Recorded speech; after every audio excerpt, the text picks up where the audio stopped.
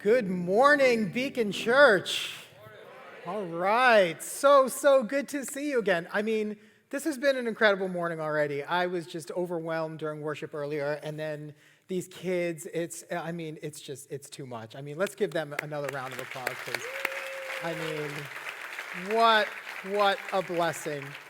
So it's good to be together. I wanted to tell you that a couple of years ago, almost to the year, 2 years ago in August, so now I guess it's September already, my family and I, we took a trip to Disney World. And, we spent a lot of time planning this trip. For whatever reason, we felt like the best time to go would be like in the hottest month, in the most crowded possible time. So we decided first week of August, off to Disney World, okay? You know how it goes if you've been. Long lines everywhere you go. There's like the rack of lines, and then you think you're at the front, and then you turn the corner, and what do you see? A whole second room of like more of those things, right? So, 180-minute wait, it says at the beginning of the ride, and they're just trying to not remind you that it's 3 hours for like a 90-second ride. But we saw this one ride that had only a 90-minute wait. How short, right? We're like, you know what? Let's get on this ride. It was called Mission Space. And we get on this line, and I'm feeling good. I'm feeling confident. I'm feeling, excited. I love roller coasters, and I'm a thrill seeker when it comes to amusement parks and all that stuff, so I'm loving it. So we get to the beginning of Mission Space, and we walk up to it, and it's this thing that we need to get in. 5 of us need to get in here, and I'm like, hey, no problem. Let's do it. So I hop on in, and I sit down, and 4 other people sit next to me. We're kind of in this little pod, and there's no leg room, and you lean forward. It's like this virtual reality experience. And I get in there, and I don't know, something happens. Like my heart starts beating a little faster. I'm like, what's happening? And then they close the door, and I'm like, I'm starting to breathe a little heavy. And I'm like, what's happening right now? And then I hear the door lock, and then I'm like, okay now. And I'm trying to be cool. My kids are next to me. Never experienced anything like this before.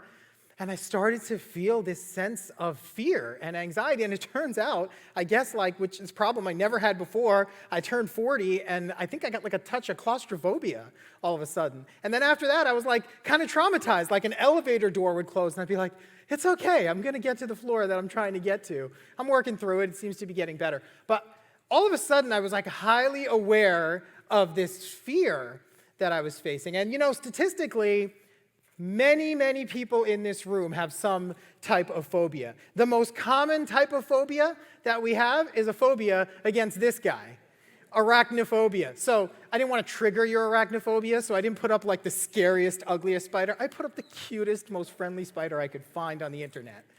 But this is an incredibly common fear that we have. Another common fear is acrophobia, fear of heights. Now that kid obviously does not have acrophobia. But statistically, many people in this room do. You know what the third most common phobia is? The thing that most people are afraid of? It's called cynophobia. It's a fear of dogs. That is our dog, Bailey Boy. And listen, as I get to know you guys better, we would love to just have you over to our house, especially if you have a fear of dogs, because I believe he will just cute the fear right out of you. Because Bailey Boy is just, in our opinion, the greatest dog that ever lived.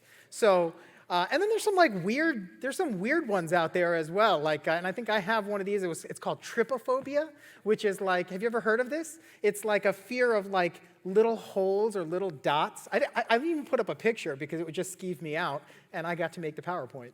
So it's if you cut a pomegranate open, what you see there, just I don't know, maybe I'm weird. Okay, I see a couple of you nodding though, so you know what I'm talking about. So let me get Bailey off the screen there because, no one's going to listen to me. I'm just going to look at Bailey Boy because he's so cute.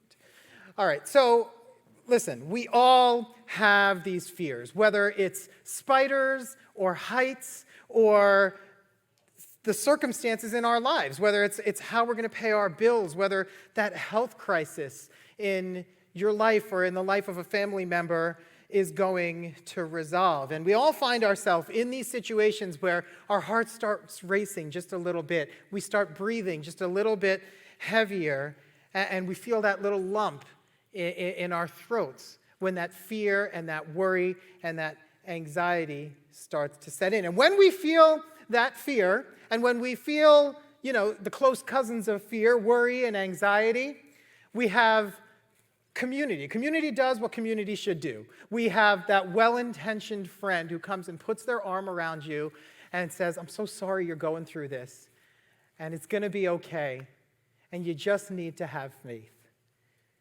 And I'm thankful for that friend, and I'm thankful for that sentiment, and I'm so thankful for that encouragement. But if you're anything like me, when you're laying in your bed at night, and it's just you and your thoughts, this idea of having faith becomes something that's hard to grab hold of sometimes, isn't it? For me, sometimes it feels like, you ever see like a piece of ice that's melting and you try to like pick it up off the floor, and the harder you grab it, where does it go? It goes farther away, right? And it feels like trying to wrap our head and wrap our arms around what it means to have faith sometimes feels like that. So what is this faith that we're trying to grasp onto that sometimes seems so elusive? The writer of Hebrews said that faith is being sure of what we hope for and certain of what we do not see. Now that is a profound definition of faith. And we could unpack that in a whole other series, and maybe we will someday. But it's a beautiful definition. The author of the song that we just sang, Helen how do you pronounce her name? Helen Lemmel. This woman was an incredible woman. She lived for almost 100 years, as you can see. When she was born, the Emancipation Proclamation was being signed. She was alive during the Civil War and lived through 2 world wars, all the way through into like the heat of the Civil Rights Movement before she passed. In the last 10 years of her life, she went blind. And she would frequently be seen sitting at a piano singing these words, in her blindness, turn your eyes upon Jesus, look full in his wonderful face, and the things of earth will grow strangely dim in the light of his glory and grace. So yes, writer of Hebrews, yes, faith has something to do with that beautiful definition. Helen Lemmel, yes, faith has something to do with turning your eyes upon Jesus. And yet, it still feels like this amorphous thing where, if you're like me, it's like faith comes and goes. Like sometimes you feel like you're full of faith and the wind is at your back and you feel like you can do anything, like God is with me. Yes, I feel good. And then there are other times where we feel just a place of despair, and we feel alone. And we feel like if God is here, where is he? I don't feel his presence. And that fear is accentuated, and it grows into worry, and it grows into anxiety that takes over our minds and our spirits and our body, all of those things being connected, by the way. So how do we follow our friend's advice and just have faith? Well, the scriptures say things like, we live by faith, not by sight, right? So what does that mean? Well, certainly Paul in 2 Corinthians is talking partly about how we believe things that we don't see yet. But does a statement and a sentiment like that mean that our faith is completely blind? That we are to close our eyes, close our ears, and just jump? And is it that? Or perhaps is it something else? And today we are going to look at a very well-known passage from the scriptures, one that is preached about all the time, where Jesus walks on water. And you maybe have heard this story or even heard a sermon about this before. But my hope this morning is that we will lean in a new way, because I believe that Matthew, one of Jesus' biographers who wrote this, I believe that he is a brilliant, brilliant writer, and I believe that he is inviting us, as he tells this story, to lean in a new way and to see ourselves in this story, to be willing to confront what is the source of our worry and our anxiety, as how it is that we attempt to manage that fear and that anxiety and that worry in light of this invitation for us, in the words of Jesus, to come. And I believe that as we do that, we will see more clearly that Jesus invites us and empowers us to experience faith that is personal, faith that is informed, maybe not blind, and faith that is secure. And when we do that, friends, it will reorient the way we see everything, if we would be willing to lean into this. It will diminish our fear and worry and anxiety in the light of his glory and grace. So shall we dive in together? Yes? Okay, let's do it. All right, so This passage starts like this in Matthew chapter 14. If you have a device or something and you want to turn to it, that would be great. Otherwise, it'll be on the screen. Let's set the scene a little bit here, okay? It says, immediately Jesus made the disciples get into the boat and go on ahead of him to the other side. And while he dismissed the crowd, so after he had dismissed them, he went up on a mountainside by himself to pray. So immediately after what? Okay, well, Jesus and his disciples have had an incredibly long day here. If you're scrolling or you have a Bible or something and you look up at the beginning of chapter 14, a lot has happened. This day started with Jesus and his disciples finding out that Jesus' cousin, John the Baptizer, and a dear friend of all of the disciples had just been executed. And they are filled with grief and sorrow. And Jesus and his disciples decide to go off to this mountainside to process that grief. And to work through that together. But all of a sudden, thousands of people follow them to this mountainside. And Jesus looks at this group and he has compassion on them. And even in the midst of his own sadness and grief, he has compassion on this group of people that followed him there. And he begins teaching them and healing their sick. Before you know it, hours have gone by. His disciples see that they're hungry. And in the blink of an eye, his disciples become like waiters to this group of what was probably like 15,000 people and fed them over the course of hours miraculously with 5 loaves and 2 fish. Maybe you're familiar with that story. And this has been an incredibly long day. And after all of that, immediately after all of that, they've had a day. Am I right? After all of that, Jesus dismisses the people and he does the thing that he taught us all to do. He goes to a quiet place, a secret place to spend time with his Father. And he tells his disciples, why don't you get in the boat, get a head start, and I'll catch up with you. And that is where we're at. That's where this story picks up. Take a look at what happens next. Later that night, he was there alone. And the boat was already a considerable distance from the land, buffeted by the waves because the wind was against it. So they were in the Sea of Galilee. To this day, the Sea of Galilee is known to have these really obscure weather patterns. It's something about the airflow in the valley, and I don't know, I'm not a meteorologist, but I do know that this is still a thing, where at the Sea of Galilee, storms seem to just come up out of nowhere. And that's what happens here. You've got the disciples, they're out in this sea. It's not a large sea. And in fact, most people consider the Sea of Galilee a lake. They should have been able to row to the other side in about an hour.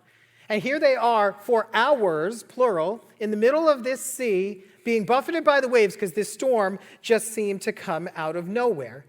And for us, we look at going into the water like it's a place where we go for vacation. Maybe if you caught a vacation this summer, you went out to the water somewhere, found yourself on a boat or on a beach because it's soothing and it's relaxing. And that wasn't culturally the situation at the time. For the people at that time, the water was considered to be an unpredictable place. It was a place of chaos, a place that easily could bring out terror. The fact that so many ships had gone down because of these unpredictable storms, they also considered that the ghosts of those people who perished in that sea would haunt that sea. So there's a lot of moving pieces here and in a pretty exhausted group going into this. So take a look at what happens next. He says, shortly before dawn, Jesus went out to them and he was walking on the lake. And when the disciples saw Jesus walking on the lake, they were terrified. And they said, it's a ghost. And they cried out in fear. So again, it's shortly before dawn. Some of your translations, if you have your device open, it says in the 4th watch of the night. Because the night would be divided from this period from 6 p.m. to 6 a.m. in 3-hour segments, which means we're talking somewhere between 3 a.m. and 6 a.m. After a long day, these guys are exhausted. Are they their best selves at that moment? They are not, right? And here they go. They are. They see something that we have to also appreciate, their understanding of what is normal is no different than ours. They see somebody walking on water. Imagine you're out on, off of Jones Beach somewhere and you see somebody walking on water. Are you going to be like, oh yeah, that's probably Jesus? No, right? You're going to freak out. And their sensibilities were no different than ours. So listen, I'm not judging them for thinking that was a ghost, even if it looked like Jesus. Be like, okay, I'm tired, but do you guys see that? Right? And feeling that sense of fear. So they're terrified. They say it's a ghost and they cry out in fear, and Jesus responds to them. But Jesus immediately said to them, take courage, it is I, don't be afraid. So there it is. There are the words of our well-intentioned friend who puts their arm around us and says, take courage. Says, don't be afraid. But there is more than meets the eye to what it is that Jesus is saying here, because Jesus is not asking them to have faith in just anything. And he's not asking them to have faith in a positive result that'll come about. He is asking them to have faith in him. He's asking them to have faith in a person, to have a personal faith. The way it's translated for us, Jesus says, it is I, or in some of your looser translations, it says, it's me. But the Greek just translates the words, I am. And that is the Greek translation of the Hebrew name that God, the covenant God of Israel, used to identify himself. When Moses went to Egypt to liberate the Israelites from slavery, and he said, hey, God, who should I say is sending me? He said, tell them I am is sending you. And this is the Greek translation of that, where Jesus, he says, take courage, I am. And what he's telling them, and what his disciples are hearing, is that they're not being called out to by just any person. They're being called out by Yahweh, the covenant God of Israel that they were familiar with, the one that they would know to be the Lord, the one who's full of compassion and grace, the one who is slow to anger and responds with that slowness to anger, the one that responds with abounding love, the one that responds to them with faithfulness. And faith in a person is very different than putting faith in anything else, isn't it? So we've got this chair over here, which I understand was put together by some of our own Beacon folks. I'm very happy to hear that. Looks like a good chair, right? Like, got some solid legs on there. I'm feeling good about this chair. I'm going to put my faith in this chair, and I'm going to sit down. All right, that's good. Now, what is more impressive? The fact that I sat down, or the fact that this chair is holding like the 175 pounds of me? The fact that the chair is holding me, right? Like, that's pretty impressive. All right, I hope my medical insurance is like paid up. I'm going to give this a shot here. How do you feel about that? I don't feel great, but I got a little acrophobia, I think. But I'm standing on this thing, and it's pretty impressive that this chair is holding all 175 pounds of me, right? All right, I'm going to come back down there. Yeah, it's an amazing thing to see that this chair has the ability to hold me up. However, this chair has no ability to respond to me, right? So if the chair is over here and I move over here and I sit down as if this chair is behind me, what's going to happen? You're wondering how committed I am to this illustration, right? I'm not that committed, all right? But you can imagine what would happen if I sat down right now. That chair has no ability to respond to me. But when Jesus calls and he says, it is I, he's not just calling us to faith in a positive result. He's not just calling us to faith in some amorphous idea that we're trying to grab onto. He is inviting us to faith in a person, and a person has the ability to respond. A person has ability to meet us with compassion and with grace and with slowness to anger, with abounding love and with faithfulness, and that is exactly what he did for the disciples. Because take a look at what it is that Jesus says in comparison to what it is that his disciples were feeling. It says, they were on the lake, they were terrified, they cried out in fear, and what does Jesus do in response? He says, take courage in response to their terror. He says, don't be afraid in response to their calling out in fear. Friends, this is amazing news. Our faith is in a person who knows you. When you lay in bed at night and it's you and your thoughts, it's not a matter of grabbing for some amorphous idea of faith, but instead accepting the welcome of a person who says to you, come. Come to me. I know your terror. I know your fear. I know your sadness. I know your heartache. There's nothing that you have experienced that I haven't also experienced, and welcomes us and invites us to come to him. So is it like, okay, well, that's great. Well, just do it. Do we just close our eyes and do we just close our ears and then just start walking? Well, that actually wasn't Peter's experience. Take a look at what happens next. Lord, if it is you, Peter replied, tell me to come to you on the water. Come, he said. Then Peter got down out of the boat, walked on the water, and came toward Jesus. Peter's faith here was not blind. It was incredibly informed. let's think about all of the things that Peter knew, the things that Peter saw and heard. So before Jesus got there, Peter was in the boat, and he knew that his boat was being shuffled back and forth, and this storm came out of nowhere. And what should have been a 1-hour trip across this sea is taking a lot longer, and they're not sure they're going to make it at all because plenty of other boats have gone down in that little sea. So he saw all of that. He saw Jesus walking toward him on the water, a human being walking on water. Yeah, he saw that, even though it was confusing.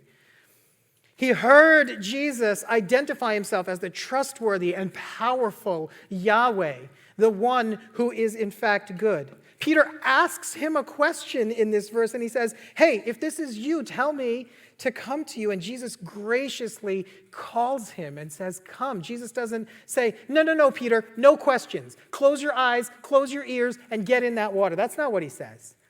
Jesus, the one who responds, meets him in that place, and he graciously says, yeah, it's me. Come. You're safe. And then Peter, with all of this information, takes one leg out of that boat and then takes the other, and he's standing on the water, and he starts walking toward Jesus. That is not blind faith. That is faith that was informed by what Peter had just understood to be true. It was faith that grabbed hold of what is true. And faith in Jesus is not blind. It is informed by reality. We hear this contrast like I am either a person of faith or I am a person of science. But the reality is we live in a world where E does equal MC squared, and also a Jewish rabbi walked on water that day. And we live in a world where 2 + 2 does equal 4, and also there was a man who died on a cross, and on the third day rose again and was alive again. And we live in a world where clearly death and life are not what we think they are. Because on this planet, someone was dead, and then they were alive again, and they make that life available to you and me. That's reality. We live in a world, a reality that was created to be good and whole and healthy. And in fact, God, through the gospel and through Jesus Christ, is making that world true and whole and healthy once again. That's reality. We live in a world that where God is trustworthy and powerful and abounding in love and faithfulness beyond our imagination. That is real. You know, we are invited to claim what is true. Tim Keller once gave me an example that reminded me of this dentist appointment that I had. I had some oral surgery done, like back here a couple of years ago. So I went to this oral surgeon. He gave me all this information. He was like, listen, I've done this 1,000 times before. It's no big deal. I'm going to I'm going to saw this and cut that and pull that. And it sounded like a lot, but he sounded really confident. Then I looked up on the wall, and he went to Cornell or something, and he was super experienced. He gave me all the information. I felt great. I was like, let's do it, doc. Let's make the appointment. So I make the appointment, and whatever it is, a week or so later, I'm sitting in that chair getting ready, and all of a sudden I hear these sounds coming from the next room. I hear the drill. I'm like, oh boy. I'm pretty sure I heard someone screaming. I don't know. That might have just been in my head. I'm seeing all of these devices. I'm smelling the smells. You know the smell of the fluoride and the suction thing and whatever, right? Yeah, I know. And all of a sudden, I'm freaking out. Now, here's the question. Did anything that the dentist told me, all of the things that the dentist told me that were true, of how he's able to do this, how he's done it many times before, many others have gone before me successfully, how he's experienced and educated, did any of that change? It did not, right? It actually begs the question, what information is actually more reliable? All of that information he gave me at the previous appointment, or is more reliable the way that I'm interpreting the sound of that scary drill and the smells and the different senses around me? And we shift back and forth between knowing what is true, because it's difficult to accept that we are safe when we feel like something is out of our control. And our faith is informed by what is true. And everything that Peter did there was based on his understanding of what is true. That Jesus is who he says he is. That he is the I am. And that he can trust Jesus' call. He puts his faith in a person, and with that information, he doesn't close his eyes and ears and get into the water, but instead he walks toward what he knows to be true. And we are invited into the security of that. But you know what? Peter has a Justin Dentist moment coming up next. Let's see what happens. But Peter, when he saw the wind, and he was afraid, and he began to sink, and he cried out, "Lord, save me." So what was it about seeing the wind that may have caused Peter all of a sudden to start freaking out? You ever think about that? I kind of put myself in his shoes and was kind of like walking myself through this journey, and it actually does make sense. Because everything that Peter had done up until this time, he was still in control of. This has something to do with our control. So he's still in the driver's seat when he looks up at Jesus and he says, "Hey, if it's you, tell me to come." And Jesus responds, and he tells him to come. And Peter's still in control when he's the one who decides, okay, I'm in the driver's seat. I'm going to put one leg over the other and over this boat and start walking. He's probably still got his hand on the boat if he's me, right? And he still feels like he's in control. And then he starts taking one step after another away from the boat. And what is it about seeing the waves at that moment that freaks him out? It's got to be the fact that all of a sudden he's realizing that he is no longer in control. And friends, we are all desperate to hold on to control of our lives and our future, aren't we? Our fears, our anxieties, our worries are rooted in this lack of control. None of us are afraid of the things that we can control, are we? If you know you can control how something's going to work out, it doesn't cause us any anxiety or fear or worry. But the reality is we are far less in control than we think we are, aren't we? And the faith that we are invited into is informed by something that is true, and that we are secure in the hands of the one who is, in fact, in control. And that's the reason why when Peter walks out there, Jesus didn't say, "Hey, this water is going to hold you up." Jesus is saying, "Come to me. I'm the one who's going to hold you up." And I love Peter's prayer here, right? Peter just cries out. He says, "Lord, save me." He's starting to get it. Imagine all of the Hebrew prayers from the Psalms, these prayers of rescue that Peter must have had available to him because they memorized the scriptures in that day. They didn't have Bibles all over their homes or on their phones, right? And yet he just cries out with this simple prayer, "Lord, save me." He's starting to get it, that it's not the water or his decision-making skills that can save him, but in fact, it is the one who is in control in whom he can put his trust. Take a look at what happens next. Immediately, Jesus reached out his hand and caught him, and he says, "You of little faith, why did you doubt?" Jesus meets him in his doubt, and he reaches out his hand, even in the middle of his doubt, and he pulls him up. Because Jesus will never let us go. He walks with us through this journey of faith. Our faith is not an ice cube that we're grabbing at and it just seems to get farther away. It is, in fact, faith in a person that is informed and that is secure. And that he will always reach out his hand and he will pull you up out of the water.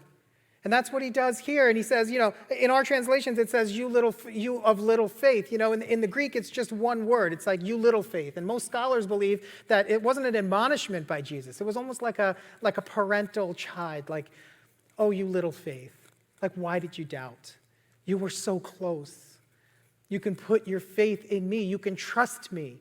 You can trust not that there's just going to be a positive result. You can put your faith in a person, the one who is able to respond to you."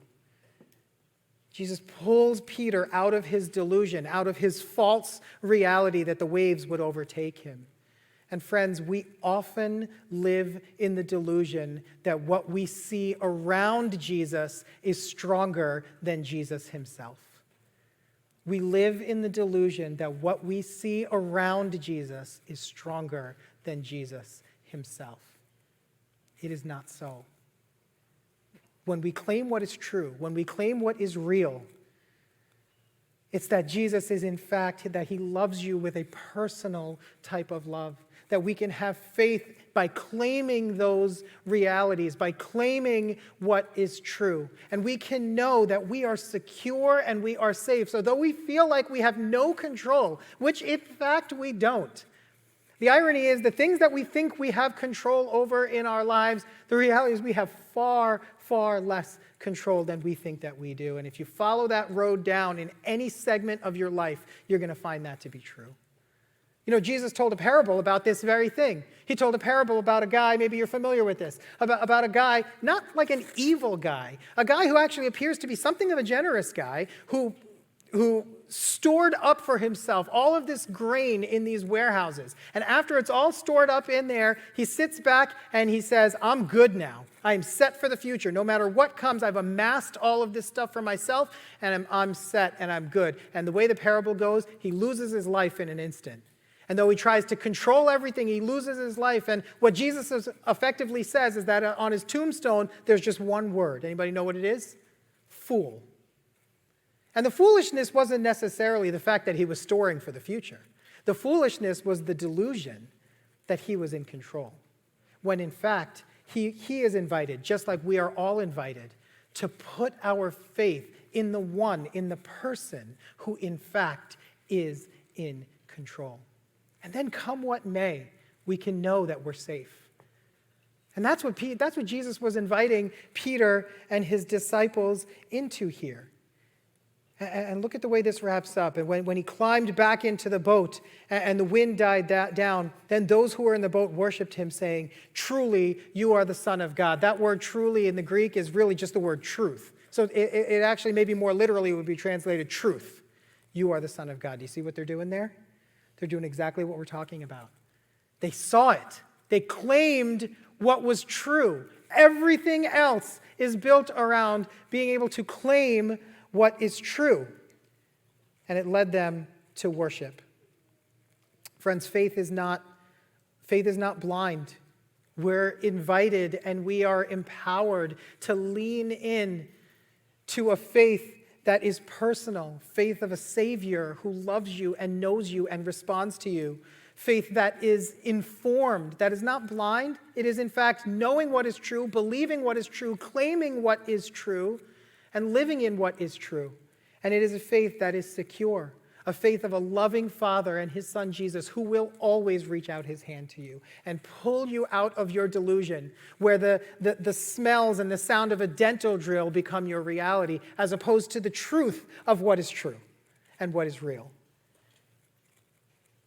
And whatever your circumstances this morning, you know, I know some of us are in a very difficult place, going through tremendous uncertainty in our lives. That could be, you know, whether it's medical crisis or financial crisis or broken relationships in our families. Some of us are going through tremendous hardship right now. But I believe that Jesus is inviting us in this moment to put our faith in him, in a person, and know that that faith is informed and that faith is secure. And maybe you're in a great season of life. And maybe you're just feeling like the wind is at your back and you're feeling full of faith, and that too is good, but you know that hardship is coming. And the reality is that we are invited into something that is real and that is true, and we're invited to claim what is true. Our faith is personal, our faith is informed, and our faith is secure. And that's the reason why we're invited to turn our eyes upon Jesus, to look full in his wonderful face. And when we do, the delusions, the false reality of earth will grow strangely dim in the light of his glory and his grace.